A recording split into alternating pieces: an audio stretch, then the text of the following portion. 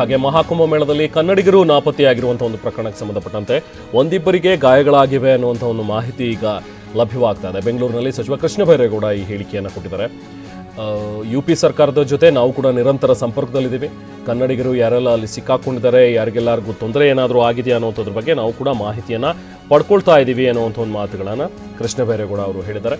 ಕನ್ನಡಿಗರ ಜೀವಹಾನಿ ಆಗಿದೆಯಾ ಅಂತ ಹೇಳಿ ನಾವು ಕೇಳಿದ್ವಿ. UP ಸರ್ಕಾರದಿಂದ ಅಧಿಕೃತವಾದ ಮಾಹಿತಿ ಇನ್ನೂ ಬಂದಿಲ್ಲ ಅಂತ ಸ್ಪಷ್ಟಪಡಿಸಿದ್ದಾರೆ. ಈಗ ನಮ್ಮ ರಾಜ್ಯದ ವಿಪತ್ತು ನಿರ್ವಹಣೆ ಸೆಲ್ ಮುಖಾಂತರ ನಾವು ಸಹ UP ಸರ್ಕಾರ ಡಿಸಾಸ್ಟರ್ ಮ್ಯಾನೇಜ್ಮೆಂಟ್ ಅಥಾರಿಟಿ ಇದೆ, UPSDMA ಅಂತ, ಸ್ಟೇಟ್ ಡಿಸಾಸ್ಟರ್ ಮ್ಯಾನೇಜ್ಮೆಂಟ್ ಅಥಾರಿಟಿ, ಅವ್ರ ಜೊತೆಗೆ ಸಂಪರ್ಕದಲ್ಲಿ ಇದ್ದೇವೆ. ಸೊ ಇಂದು ಮುಂಜಾನೆ ಆಗಿರುವ ಘಟನೆ ಬಗ್ಗೆ ಇಲ್ಲಿವರೆಗೂ ನಮಗೆ ಬಂದಿರೋ ಮಾಹಿತಿಯಲ್ಲಿ ಒಂದಿಬ್ಬರು ನಮ್ಮ ರಾಜ್ಯದವರು ಗಾಯ ಆಗಿದೆ ಅನ್ನುವಂಥದ್ದು ಮಾಹಿತಿ ಬಂದಿದೆ.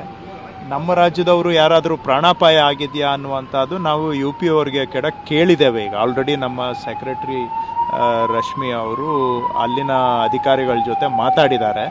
ಇಲ್ಲಿವರೆಗೂ ಕೂಡ UPಯಿಂದ ನಮ್ಮ ರಾಜ್ಯದವರು ಯಾರಾದರೂ ತೊಂದರೆಗೆ ಒಳಪಟ್ಟಿರೋದ್ರ ಬಗ್ಗೆ UP ಸರ್ಕಾರದ ಡಿಸಾಸ್ಟರ್ ಮ್ಯಾನೇಜ್ಮೆಂಟ್ ಅಥಾರಿಟಿಯಿಂದ ನಮಗೆ ಇಲ್ಲಿವರೆಗೂ ಕೂಡ ಮಾಹಿತಿ ಬಂದಿಲ್ಲ.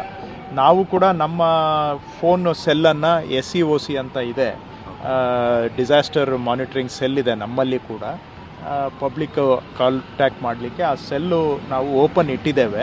ಸೊ ಅದನ್ನು ಕೂಡ ನಾವು ಮಾನಿಟರ್ ಮಾಡ್ತಾ ಇದ್ದೇವೆ. ಸೊ UP ಸರ್ಕಾರದ ಜೊತೆಗೂ ಕೂಡ ಸಂಪರ್ಕದಲ್ಲಿ ಇದ್ದೇವೆ. ಗಾಯ ಒಂದೆರಡು ಜನಕ್ಕೆ ಆಗಿರ್ಬೋದು ಅನ್ನೋ ಮಾಹಿತಿ ಇದೆ. ಪ್ರಾಣಾಪಾಯದ ಬಗ್ಗೆ UP ಸರ್ಕಾರದವ್ರಿಗೂ ನಮಗೆ ಅಧಿಕೃತ ಮಾಹಿತಿ ಕೊಡಬೇಕಾಗತ್ತೆ. ಇಲ್ಲಿವರೆಗೂ ಕೂಡ ಅವ್ರು ಯಾವುದೂ ಆ ರೀತಿ ಮಾಹಿತಿ ನಮಗೆ ಕೊಟ್ಟಿಲ್ಲ. ಅಧಿಕಾರಿಗಳಿಗೆ ಏನಾದರೂ ಸೂಚನೆ ಅಥವಾ ಸಹಾಯಕ್ಕೆ ಏನಾದರೂ ಹೋಗೋವಂಗೆ ಏನಾದರೂ ಸೂಚನೆ ಕೊಡುವಂಥ ಈಗ UP ಸರ್ಕಾರದಿಂದ ನಮಗೆ ಏನು ತೊಂದರೆಗಳಾಗಿದೆ ಅಂತ ಮಾಹಿತಿ ತಗೊಂಡು ನಮಗೆ ಅಲ್ಲಿ ಅವಶ್ಯಕತೆ ಇದ್ದರೆ ತಕ್ಷಣ ಡಿಸ್ಪ್ಯಾಚ್ ಮಾಡ್ತೇವೆ ಇವತ್ತೇನೆ. ಬಟ್ ಅವರಿಂದ ಸ್ವಲ್ಪ ಪ್ರಿಲಿಮಿನರಿ ಇನ್ಫಾರ್ಮೇಷನ್ಗೆ ನಾವು ಎದುರು ನೋಡ್ತಾ ಇದ್ದೇವೆ UP ಸರ್ಕಾರದಿಂದ. ಆ ರೀತಿ ಅವಶ್ಯಕತೆ ಇದ್ದಲ್ಲಿ ಇಮಿಡಿಯೇಟಾಗಿ ಡಿಸ್ಪ್ಯಾಚ್ ಮಾಡೋದಕ್ಕೂ ನಾವು ತಯಾರು ಮಾಡ್ಕೊಂಡಿದ್ದೇವೆ.